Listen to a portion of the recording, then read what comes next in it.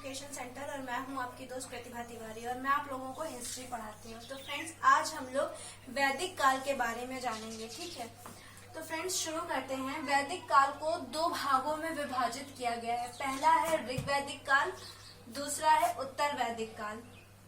वैदिक काल का नाम वैदिक काल क्यों पड़ा? क्योंकि वैदिक काल में ही वेदों की रचना की गई थी।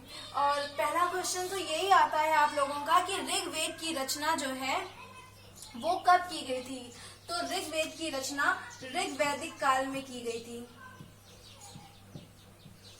ऋग्वेद की रचना ऋग्वैदिक काल में की गई थी। ठीक है, और उसके जो बाद के ऋग्वेद के बाद के जितने भी वेद हैं, तीनों वेद, उनकी रचना उत्तर वैदिक काल में की गई थी। तो ऋग्वैदिक का जो काल है वो है 1500 ईसा पूर्व से लेकर के 1000 ईसा पूर्व तक। ठीक है, उसके बाद उत्तर वैदिक काल की का जो टाइम है वो है 1000 ईसा पूर्व से लेकर के 600 ईसा पूर्व तक। अब बात करते हैं हम लोग आर्यों की। तो पहला क्वेश्चन तो यही आता है कि आर्यों का मूल निवास स्थान किसे माना गया है? तो आर्यों का जो मूल निवास स्थान है वो मध्य एशिया को माना गया है। ठीक है, चलिए आगे बढ़ते हैं।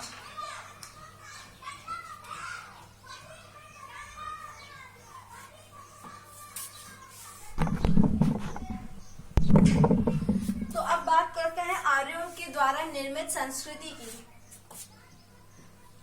पहला क्वेश्चन ये आता है कि आर्यों द्वारा निर्मित संस्कृति को क्या कहते हैं? तो आर्यों द्वारा निर्मित संस्कृति आर्यों द्वारा निर्मित संस्कृति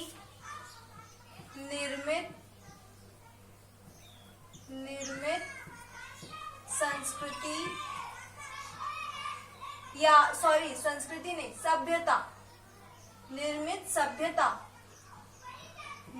सभ्यता वैदिक सभ्यता कहलाती है या वैदिक सभ्यता कहलाई। उनकी जो सभ्यता थी वो उसका जो है नाम वैदिक रखा गया, वैदिक सभ्यता रखा गया।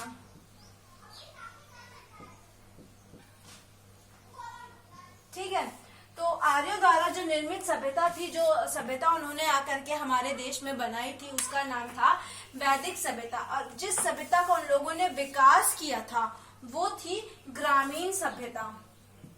तो यहाँ पे लिखेंगे कि आर्यों द्वारा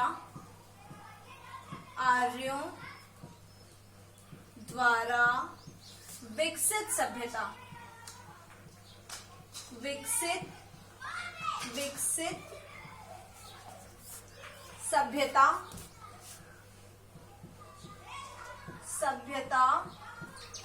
आर्यों द्वारा विकसित सभ्यता ग्रामीण सभ्यता कहलाई।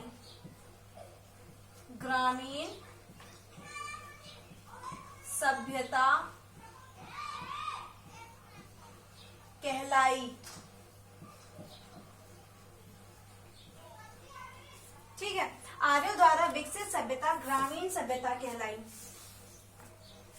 अब आर्यों की भाषा क्या थी? वो किस भाषा में एक दूसरे से बात करते थे? तो आर्यों की भाषा जो है वो थी संस्कृत। आर्यों की भाषा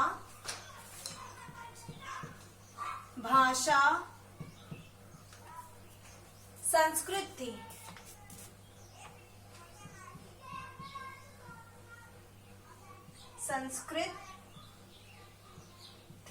ठीक है फ्रेंड्स, कोई पंजाबी बोलता है, कोई भोजपुरी बोलता है, कोई अवधी बोलता है, कोई इंग्लिश बोलता है, कोई हिंदी बोलता है। लेकिन जो हमारे देश में वैसे तो कई भाषाएं बोली जाती हैं, कई लैंग्वेजेस यूज की जाती हैं। तो जो आर्यों की जो भाषा थी ना वो संस्कृत थी। वो लोग संस्कृत में ही बात करते थे, हिंदी में भी नहीं, संस्कृत में बात करते थे। ठीक है, अब बात करते हैं ऋग्वेद की।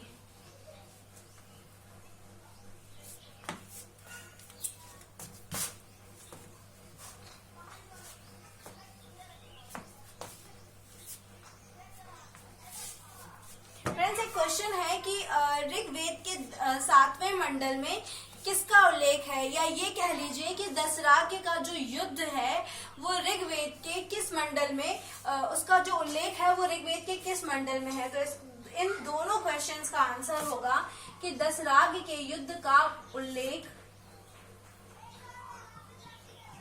दशराग्य के युद्ध का उल्लेख दशराग्य के युद्ध का उल्लेख ऋग्वेद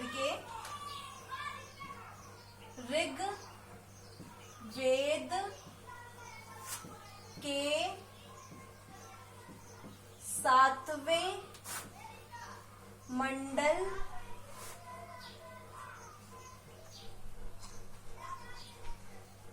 मंडल में किया गया है।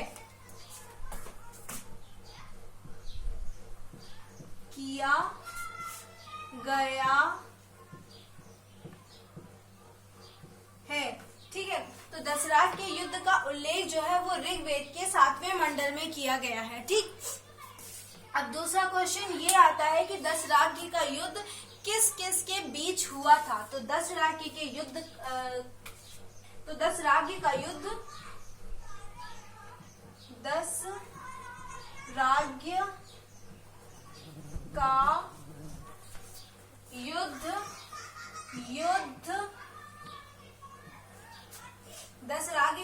10 जनों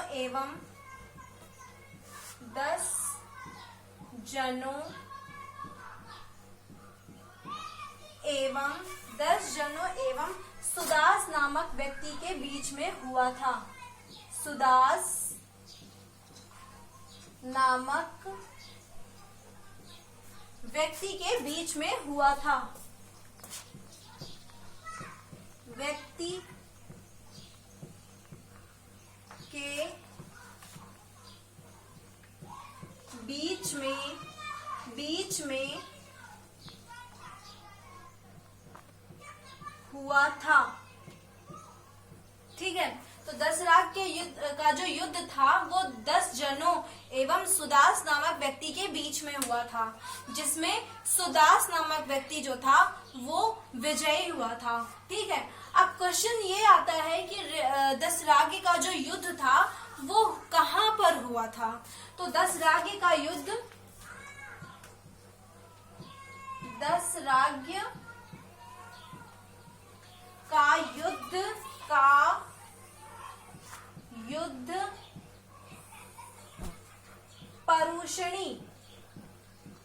परुषणी यानी कि रावी नदी के तट पर हुआ था। नदी के तट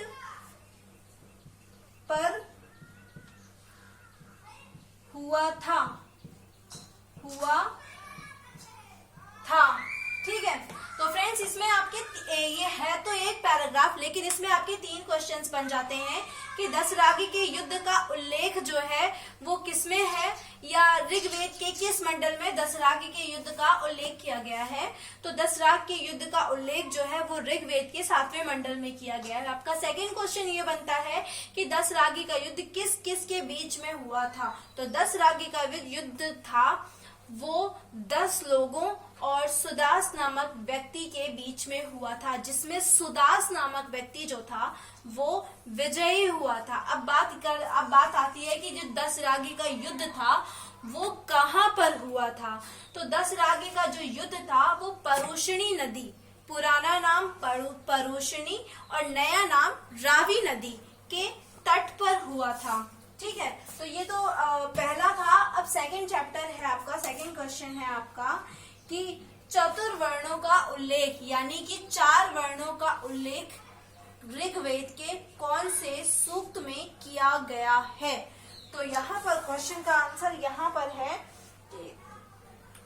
या ये कह लीजिए कि ऋग्वेद के कौन से मंडल में चतुर्वर्णों का कौन से मंडल में, कौन से सूक्त में चतुर्वर्णों का उल्लेख किया गया है? तो यहाँ पर इसका आंसर ऐसा होगा कि ऋग्वेद के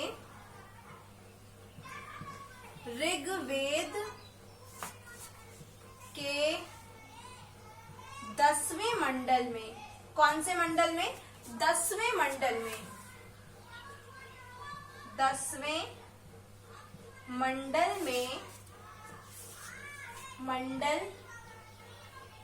में पुरुष सूक्त में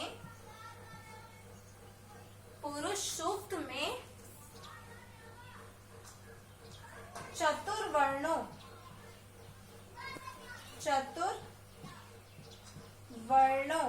यानी कि चारों वर्ण। कौन कौन से? ब्राह्मण, क्षत्रिय,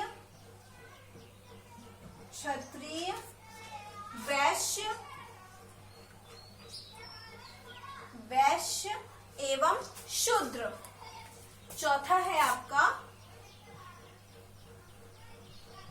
शूद्र।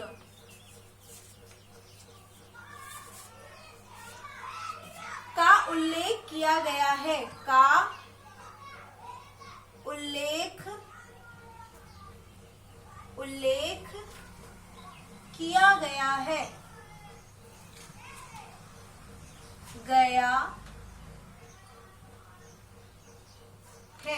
ठीक है। आपके क्वेश्चन का आंसर ये है कि ऋग्वेद के 10वें मंडल में किसका उल्लेख किया गया है, या पुरुष सूक्त का उल्लेख जो है वो किसमें किया गया है?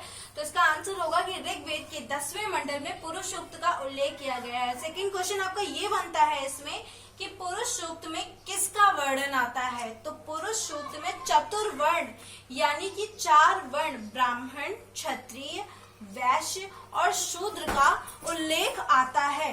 ठीक है, उल्लेख आता है।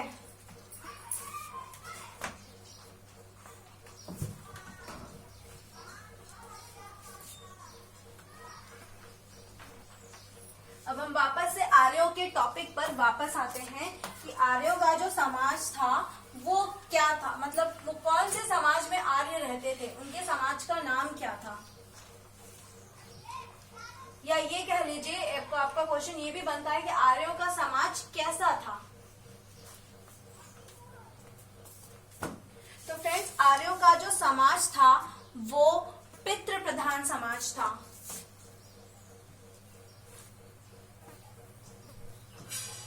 आर्यों का समाज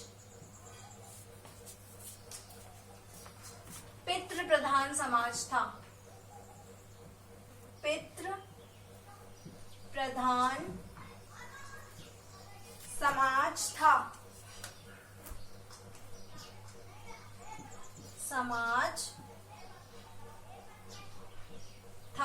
ठीक है। जैसे अभी भी यही होता है कि हम लोग हम लोगों का जो सर नेम है, हम लोगों के नाम के आगे जो सर नेम लगता है वो हमारे फादर का सर नेम लगता है, हमारे फादर का ही नाम चलता है। तो सेम सिचुएशन इनकी इधर भी थी कि इनका जो समाज था आर्यों का वो पितृ प्रधान समाज था। ये मतलब ये लोग अपने पिता के नाम से जाने जाते थे। पिता, दादा, चाचा, ताया, ताई, सब इन्हीं के नाम से ये लोग जाने जाते थे। मतलब जो भी बच्चे होते थे वो उन्हीं के नाम से जाने जाते थे, अपने पिता के नाम से जाने जाते थे। ठीक है, अब देखते हैं कि वैदिक काल में स्त्रियों की दशा क्या थी। तो वैदिक काल में जो स्त्रियां थी वो यज्ञ कार्य में भाग ले सकती थी। ठीक है, तो यहाँ पे ऐसे लिखेंगे कि इस काल में स्त्रियां इस काल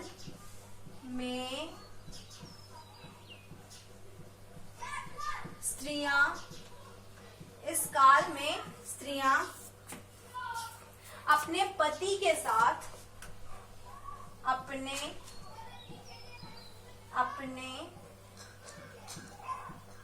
पति के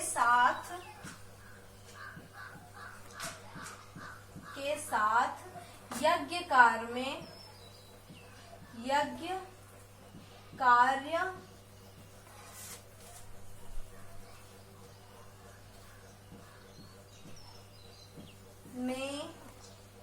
भाग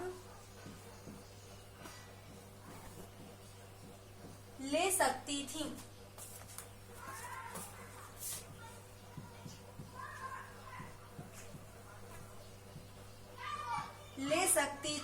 ठीक है, मतलब कि उस टाइम पे ना स्त्रियों को पूरी छूट दी गई थी कि आप चाहे अनमैरिड हो या मैरिड हो, वो अपने मन का काम कर सकती थी। कोई जोर जबरदस्ती नहीं थी उनके ऊपर कि नहीं आप घर के बाहर नहीं जा सकती, आप घर के अंदर रहिए, या आप जो है पुरुषों के साथ नहीं बैठ सकती, अपने भाई, अपने पिता, अपने हस्बैंड के साथ आप नहीं बैठ सकती। ऐसा कुछ नहीं था, वो पूरी तरह से स्वतंत्र थी और उनका जो है आदर भी किया जाता था। उसके बाद स्त्रियों को शिक्षा ग्रहण करने का भी पूरा अधिकार था।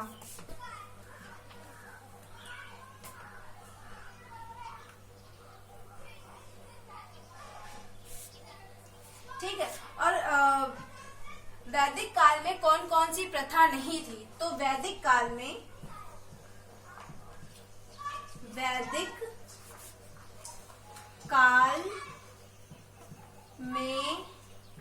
बाल विवाह,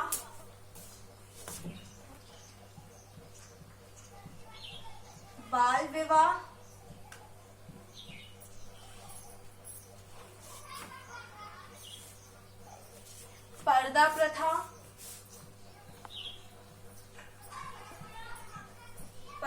प्रथा का प्रचलन नहीं था।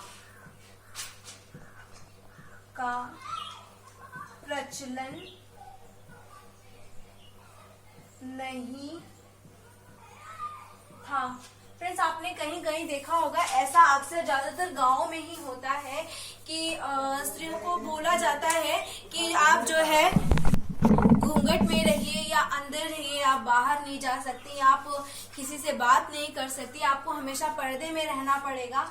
तो उस टाइम पे ऐसा कुछ नहीं था। अभी कुछ सदी पहले, या ये कह लीजिए कि आप 19वीं, 17वीं, 18वीं और 19वीं सदी ले लीजिए, उसमें बाल विवाह का प्रचलन था। छोटे छोटे बच्चों की शादी कर दी जाती थी।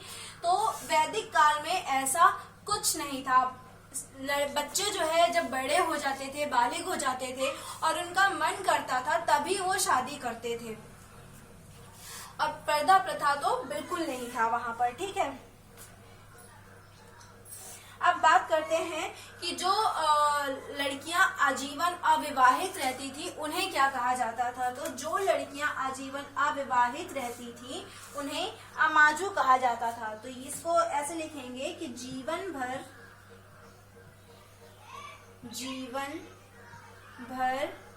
अविवाहित रहने वाली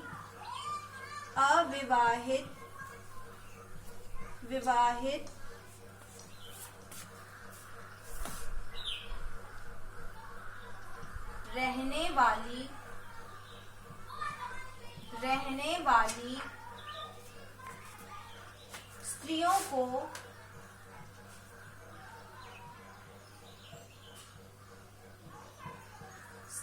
को अमाजू कहते थे या अमाजू कहा जाता था।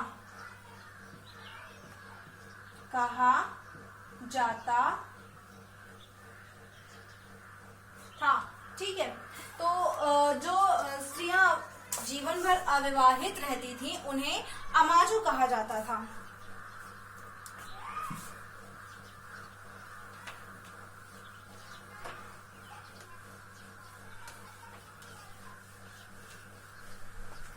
ये तो था वैदिक काल के कुछ रूल्स थे। अब बात करते हैं कि जो आर्य थे उनका काम क्या था, वो काम क्या करते थे और उनका खाना पीना कैसा था।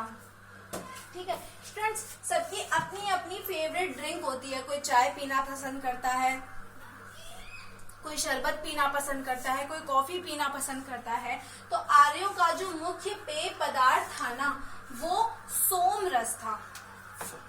तो यहाँ पे लिखेंगे आर्यों का मुख्य पेय पदार्थ, आर्यों का मुख्य पेय पदार्थ, पेय पदार्थ सोम रस था।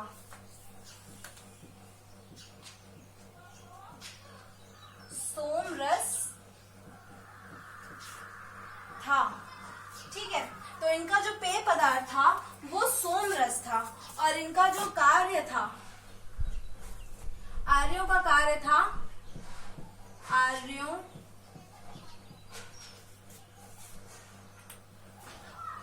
का कार्य कह लीजिए, व्यवसाय कह लीजिए, मुख्य व्यवसाय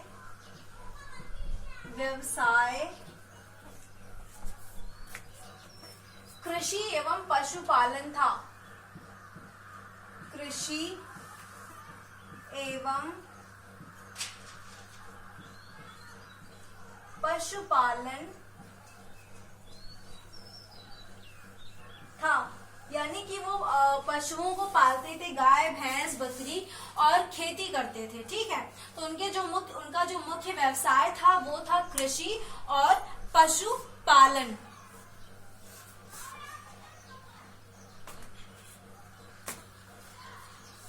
आर्यों के मनोरंजन का मुख्य साधन क्या था? तो आर्यों के मनोरंजन का मुख्य साधन,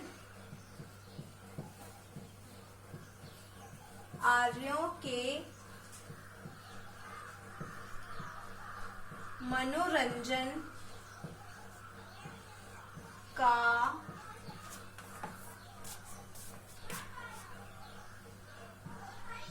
मुख्य साधन रथ दौड़,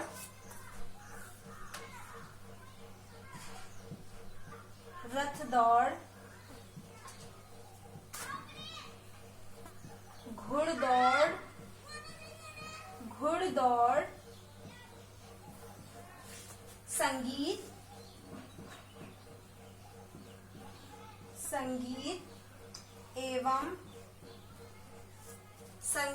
एवं द्यूत क्रीड़ा थी।